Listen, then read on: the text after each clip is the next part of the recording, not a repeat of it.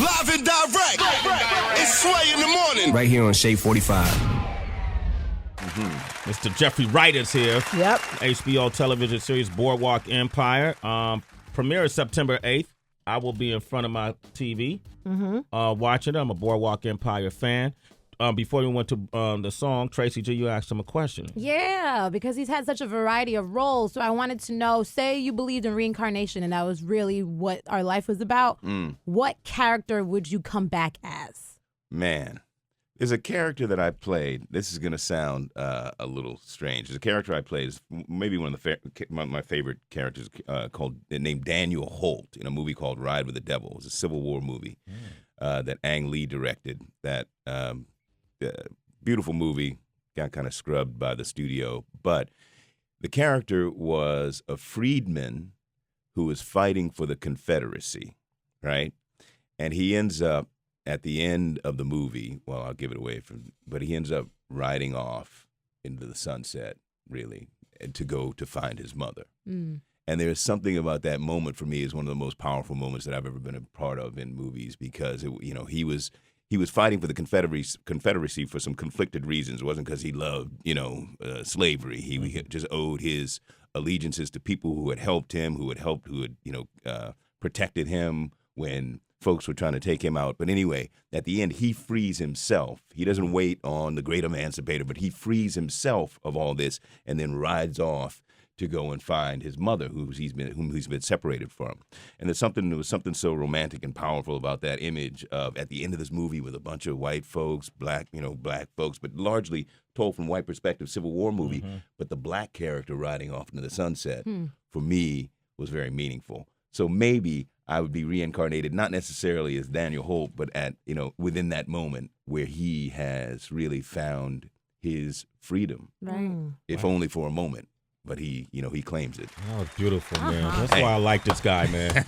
I love this guy, man. DP, you got a question? Yeah, so Boardwalk Empire is a pretty serious period piece, and Steve Buscemi's character is actually based on the real guy, Nucky Johnson, who had control over Atlantic City. Is your character based on anybody in history as well, or did you just... My character is based on a historical guy, but this guy really distorted. There was a guy named Casper Holstein who in the early 1920s was the numbers king, the first big numbers king in Harlem. The guy was making like $12,000 a day, they said. He was making millions, early 20s. He was from the Virgin Islands. He was an immigrant. He came as a youngster. He ended up at one point getting a job as a courier for a Wall Street connected family, I think out in Brooklyn, white family.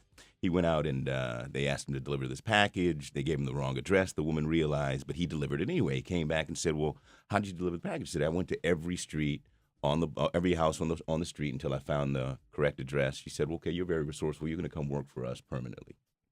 So they gave him a job eventually on Wall Street, menial job, like a janitor or something like that.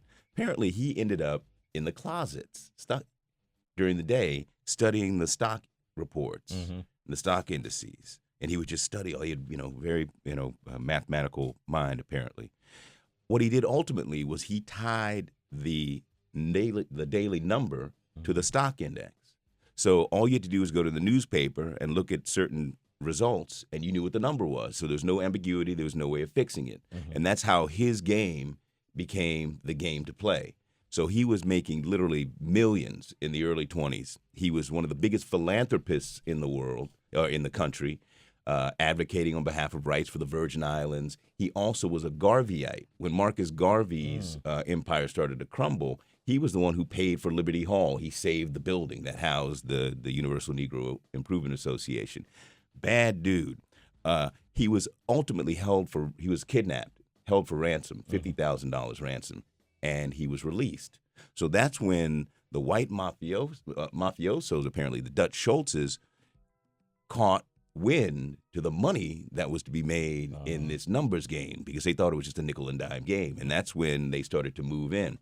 He was so bad that after the Great Depression, the family that had originally set him up on Wall Street was undone. They were destroyed, lost everything. He became their caretaker He took a black man. right. But ultimately he ended up dying poor because I think it was kind of a Ponzi scheme. You know, the numbers. Eventually, a lot of those cats just got undone themselves. They got wiped out. Damn. But he was an incredible guy. So my guy, Valentin Narcisse, is based loosely on him, but he's really